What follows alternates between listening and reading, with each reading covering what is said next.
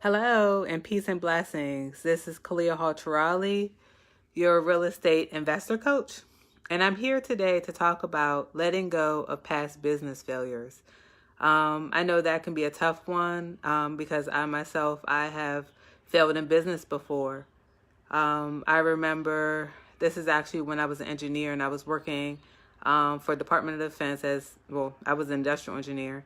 And I had started a business importing goods from Hong Kong. And everything was going great. I was loving this business. I had clients. I was doing some vending. And the business was growing. I think I did this business for maybe about 6 months to a year. I even had a friend of mine that I had brought into the business, and we were both enjoying it. And then 9/11 hit. And when 9/11 hit, I had a tough time getting my goods through customs.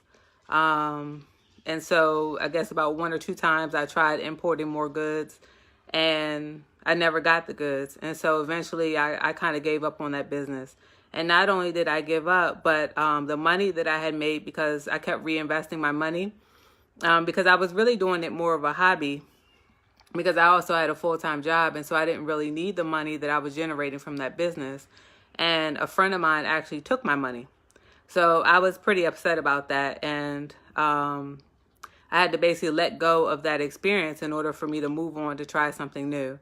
And again, about 2003 or 4, that's when I got into real estate. And what really helped me to just kind of bridge the gap and try something new was aligning myself with other people who also had an interest in real estate. So again, at that time, my current business partner, we've been in business together all this time. She was actually going to law school. And so even though neither of us had actually done any real estate deals at the time, we were able to kind of bounce ideas off of each other. We were both kind of learning at the same time. So she would read different materials. She'd share it with me. I read different things that I learned, and I would share it with her. So being able to be aligned with other people who are on the same journey definitely helped me to actually learn about real estate. That's also how I became familiar with different neighborhoods of where I wanted to invest. But it definitely helped me. And again, I was doing all this learning. Even with her, we were doing learning, and we weren't necessarily doing all the same things, because again, she was in law school, I wasn't in law school. But just having those conversations helped. And then when I found my mentor, that's when I was actually able to do a deal. And even that took a lot of effort, because when I was first starting out, I was actually dealing with people. Actually, I was knocking on doors. I was sending letters, and I was contacting people who were going in foreclosure. That didn't really go for me at first, because when I was knocking on doors, of course, people were in denial about where they were in the process. And I told you I ran into one lady who was actually going through bankruptcy, and I ended up helping her out. So I started with pre-foreclosure. So again, everything is a journey. And my first deal actually came from a bandit sign.